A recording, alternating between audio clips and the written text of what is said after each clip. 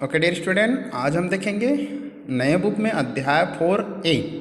ठीक है, सदिश विश्लेषण। तो सदिश विश्लेषण पढ़ने से पहले हमको दो परिभाषा पढ़नी होती है, अदिश राशियाँ, सदिश राशियाँ। ठीक है, अदिश मतलब आप लोग समझ होंगे जिसका दिशा नहीं होता है।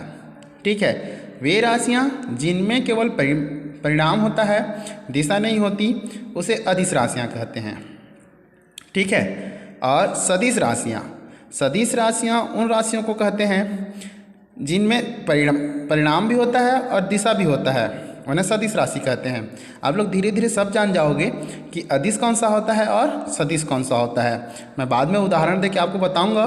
ठीक है, लेकिन अभी आपको जानना है अदिश मतलब दिशाहीन, मतलब सिर्फ और सिर्फ परिमाण, और सदिश मतलब दिशा सहित, जिसमें सिर्फ और सिर्फ परिणाम और दिशा। ठीक है, सदिश मतलब दिशा और परिणाम दोनों होना चाहिए। ठीक है, अब उसको निरूपित कैसे करते हैं, तो देखिए OP एक सदिश है, तो उसको कैसे शो करेंगे। OP ऊपर में एक तीर लगाएंगे, उसको बोलेंगे OP सदिश। ठीक है, और यहाँ पे देखिए A सदिश, B सदिश, C सदिश, इसको ऐसे पढ़ना है A सदिश, B सदिश, C सदिश। ठीक है, अब सदिशों के प्रकार देखते हैं। तो सबसे पहला आता है समान सदिश। ठीक है, तो यहाँ पे हम लोग दो सदिश ले लेते हैं, A सदिश और B सदिश। अब इसको आप लोग पढ़े हो गणित में, इसको माड बोलते हैं, लेकिन सदिश में लग जाए तो उसको मापांक कहते हैं। ठीक है, देखिए आप लोगों ने पढ़ा था -10 का माड इज इक्वल टू 10, 10 का माड इज इक्वल टू 10, ऐसे पढ़ा था। लेकिन यहाँ जैसे सदिश में लगता है, अभी मैं बताया इसको क्या पढ़ेंगे, A सदिश बोलेंगे।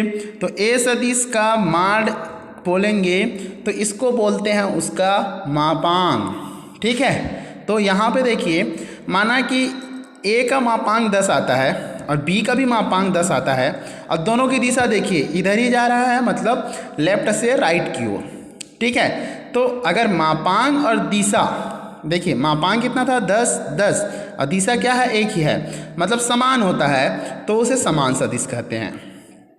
ठीक है, अब ऋण सदिश, तो ऋण सदिश किसको कहेंगे। देखिए यहाँ पे मापांक तो सेम है, लेकिन यहाँ हम लोग दिशा चेंज कर दिए हैं। ठीक है, तो वे सदिश जिनकी मापांक समान होती है लेकिन दिशाएं अलग अलग होती हैं, उसे हम लोग कहेंगे ऋण सदिश। ठीक है, अब नेक्स्ट आते हैं स्थिति सदिश। तो आप लोगों ने अक्ष पढ़ा होगा, एक x अक्ष होता है, एक y अक्ष होता है, और एक कौन सा होता है, z अक्ष होता है। ठीक है, ये तीनों पढ़े थे। अब उस अक्ष में एक यहाँ पे हम लोग बिंदु ले लेते हैं। ठीक है, अब यहाँ पे एक मूल बिंदु होता है जिसको हम लोग O बोलते हैं, जिसका निर्देशांक क्या होता है, 0 0 0 होता है। ठीक है, तो यहाँ जो बिंदु है उसका कोऑर्डिनेट हमको ज्ञात करना है। ठीक है, या फिर उसकी स्थिति को पता लगाना है। तो यहाँ से एक लाइन से उसको मिला देते हैं O से लेकर P की ओर, और उसमें एक तीर बना देते हैं। ठीक है, तो इसको बोलेंगे OP सदिश। अब इसको क्या, इसकी परिभाषा क्या होगी, तो देखते ये हैं कि एक बिंदु, कोई भी बिंदु हो, ठीक है, P बिंदु लिए, किसी भी बिंदु का अगर मूल बिंदु O से कोई सदिश उसकी स्थिति की जानकारी देता है तो उसको स्थिति सदिश कहते हैं। ठीक है, उसी प्रकार नेक्स्ट सदिश आता है विस्थापन सदिश। ठीक है, तो जैसे कि मैं विस्थापन का परिभाषा बताया था, एकांक समय में चली गई दूरी क्या कहलाता है, उसका विस्थापन कहलाता है। ठीक है, तो यहाँ से लेकर यहाँ तक कोई वस्तु विस्थापित हुआ है। ठीक, माना कि वह P बिंदु पे पहले था, ठीक है, कुछ समय पश्चात Q बिंदु में आ गया। ठीक, तो P से लेकर Q तक एक लाइन बना देंगे और उस लाइन में एरो का चिन्ह दर्शा देंगे। ठीक है, तो उसको बोलेंगे हम लोग विस्थापन सदिश, PQ सदिश या विस्थापन सदिश। मतलब क्या हुआ, कोई वस्तु विस्थापित हुई है और उसके प्रारंभिक बिंदु और अंतिम बिंदु को जो सदिश मिलाएगा उसे हम लोग क्या कहेंगे, विस्थापन सदिश। अब नेक्स्ट आता है पांचवा एकांक सदिश। वह सदिश जिसका मापांक 1 होता है उसे एकांक सदिश कहते हैं। अभी मैं बताया इसको मापांक पढ़ते हैं हम लोग। तो अगर किसी भी सदिश का मापांक ज्ञात करते हैं और 1 आ जाता है तो उसे हम लोग कहेंगे एकांक सदिश। अब सदिशों के प्रकार में हम लोग 5 सदिश पढ़ेंगे, क्योंकि ये 5 सदिश 12वीं में जाके यूज होते हैं। ठीक है, बाकी सबको हम लोग छोड़ देते हैं। ठीक है,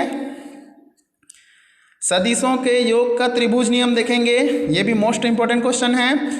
तो इसका परिभाषा पढ़ लेते हैं। दो सदिशों को त्रिभुज के दो संलग्न भुजाओं द्वारा परिमाण और दिशा में एक ही क्रम में प्रदर्शित किया जाए तो उनका परिणामी, ये उनका है, ठीक है, उनका परिणामी त्रिभुज की तीसरी भुजा द्वारा विपरीत क्रम में प्रदर्शित किया जाएगा। ठीक है, तो इसको समझते हैं। यहाँ देखिए 2 सदिश बोला है, तो यहाँ एक सदिश ले लिए OP और दूसरा ले लिए PQ। ठीक है, अब क्या बोला है, किसी त्रिभुज की 2 संलग्न भुजा, संलग्न भुजा मतलब होता है कंटिन्यू, एक भुजा ये और ये एक भुजा ये, इस प्रकार जुड़ा होना चाहिए, ना कि यहाँ जैसे कि चतुर्भुज में बनाता हूँ, इसमें ज़्यादा समझ में आएगा।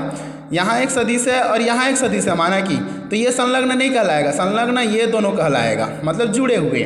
ठीक है, संलग्न मतलब जुड़ा हुआ। ठीक है, तो उसको क्या किए, 2 सदिशों को 2 संलग्न भुजाओं के रूप में निरूपित किए। देखिए यहाँ 2 संलग्न भुजा के रूप में निरूपित कर दिए हैं। ठीक है, अब उनका परिमाण कितना है, A और B, और उनका दिशा देखते हैं। देखिए परिमाण और दिशा में एक ही क्रम में हूँ। अब दिशा देखते हैं, A इधर चला गया, फिर से B इधर गया। ठीक है, मतलब दोनों की दिशाएं सेम है कि नहीं। ठीक, मतलब दोनों, एक ऐसे जा रहा है फिर ऐसे जा रहा है, मतलब दिशा दोनों का समान है। ठीक है, अब क्या बोलता है, उनका जो परिणामी होगा त्रिभुज की तीसरी भुजा। अब त्रिभुज की तीसरी भुजा देखते हैं, तो ये त्रिभुज की तीसरी भुजा है। ठीक है, अब उसका परिणामी मतलब होता है जोड़ना। ठीक है, तो A सदिश और B सदिश को जोड़ेंगे, तो A सदिश प्लस B सदिश जो होगा वो तीसरी भुजा को निरूपित करेगा।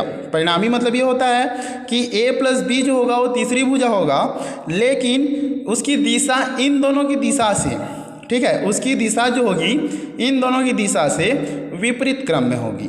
बात समझ में आ रहा है। देखिए ये दोनों इस दिशा में जा रहे हैं, तो अगला वाला हमारा इस प्रकार गया, इस प्रकार गया, तो इस प्रकार होना चाहिए, ऐसे होना चाहिए, तो तीनों एक ही दिशा में होंगे, ऐसे कहलाता है। लेकिन ये ऐसे गया, फिर ये ऐसे गया, लेकिन ये वाला इस प्रकार इस दिशा में चला गया। ठीक है, तो ये विपरीत क्रम में हो गया, क्योंकि ये जो है इस प्रकार चल रहा है, मतलब एंटी क्लॉकवाइज घूम रहा है, और ये जो है कैसा घूम रहा है, क्लॉकवाइज घूम रहा है। ठीक है, तो ये विपरीत दिशा में है। ठीक है, अब इसी को लिख लेते हैं। माना कि OP और PB 2 सदिश हैं, संलग्न भुजाओं के रूप में प्रदर्शित हैं, जिनका परिणाम A सदिश और B सदिश है, और उसका परिणामी क्या है, OQ है। ठीक है, जो विपरीत दिशा में होगा। फिर R सदिश बराबर A सदिश धन B सदिश, यही त्रिभुज का नियम है। ठीक है।